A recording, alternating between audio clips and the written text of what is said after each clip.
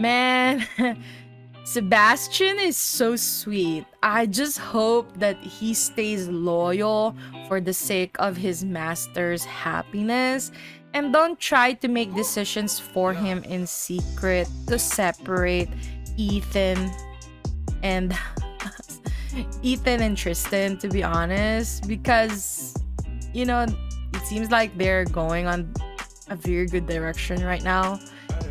And since Sebastian is so adorable, I hope that he will be safe because he is a vampire.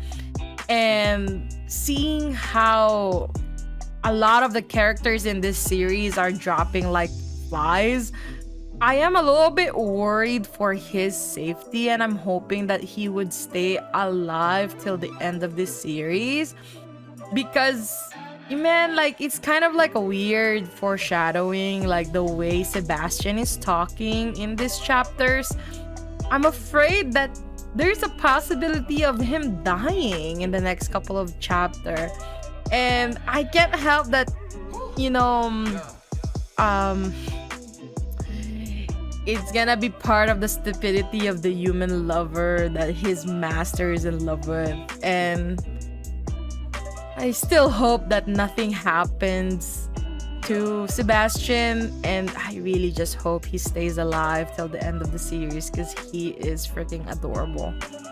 Before we get started, I just want to remind our viewers that if you like seeing more yaoi content and would like to support this channel, please don't forget to smash that like button. Also, if you haven't done so, please subscribe to this channel and hit that notification bell. Feel free to message me in my social media at ZEALED FUJOSHI, which I'll be using to interact with viewers about more yaoi content. If that's something that interests you, feel free to follow me at ZEALED FUJOSHI. Finally, this episode will contain explicit content and a lot of manhwa spoilers. With that in mind, please proceed with caution. You have been warned. Now, without further ado, let's jump into chapter 49, 50, and 51 of Thirst. I just want to continue with my rant about how much I love Sebastian, especially the way that he said Ethan. The power dynamic changed in this chapter. He moves from being a servant to being like a father figure so well. And Ethan changes his role from being a master to a man so hurt and so vulnerable that he needed empathy and a safe spot to fall apart, which are in the arms of our cute little Sebastian. It's an intimate scene of a father loving his wounded child. It's such a great scene and a great character build-up and very relatable. I kind of hope that Sebastian would comfort me too. I feel like in this couple of chapters that Sebastian is shown, it's taken us fans to really loving him because he really looks like a real hero, right? No malice included. Like, Sebastian is just an effing gem. Like, I love his relationship with Sebastian, really. Like, if you missed any chapters ever since this new season started, like, I suggest you go back today and read every single one because, man, these chapters are so freaking good right now. Because Tristan just barges in to see Ethan, and yeah, like Sebastian tries his best to protect his master slash son, but when Tristan shows his resolve, like Sebastian lets him through. But I'm kind of scared though, like if Tristan is being followed and now that Sebastian is like in the front lines, like what if the other hunters comes in and like does something to Sebastian? Like that's one of the things that's really making me worried until the next chapter comes in. Like I hope like Sebastian is safe, but other than that, yeah, like Tristan and Ethan meets again after Ethan told Tristan really clear that he doesn't want to see him anymore, and that if they ever meet again, like they're they're gonna be enemies. But you know they talk about spilling the contents of their hearts. And yeah, I was worried there for a second, because you can see how Ethan was in so much pain from his broken heart, that you'll see like he welcomed death to stop his heart from hurting him.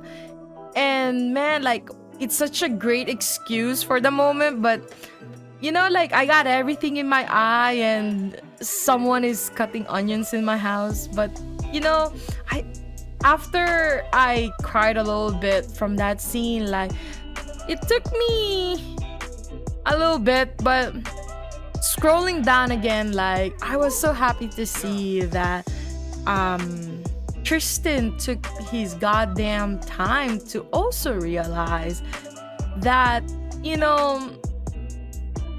he chooses Ethan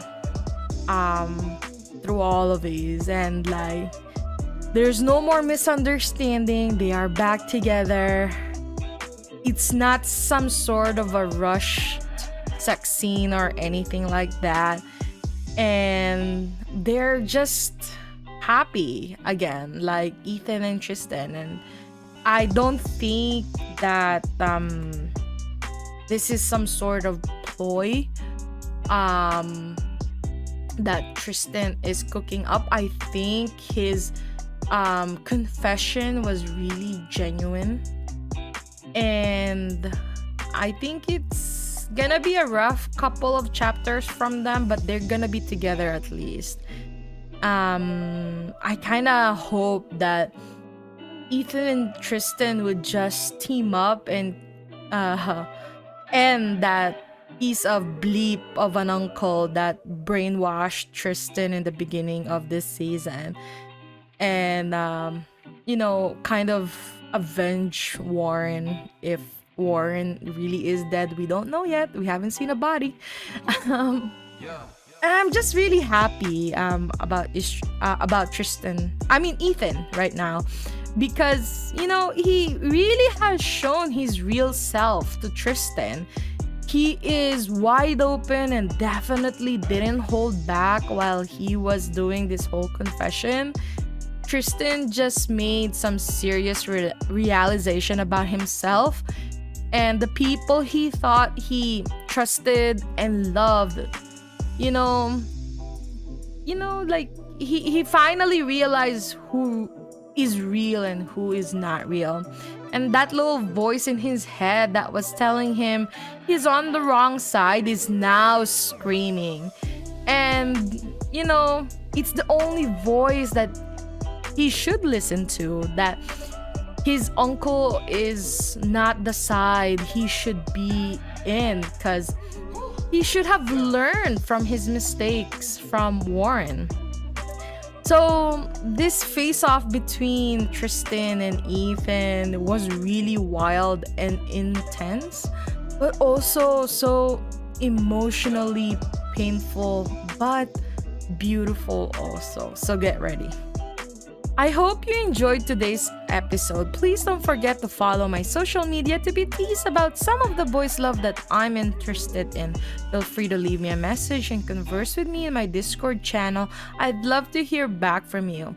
And please consider supporting the show by donating as little as 99 cents through www.zealedfujoshi.xyz. Also, don't forget to support the author. All the manhwa details can be found in the description below. Again, thank you so much and hope to see you next time.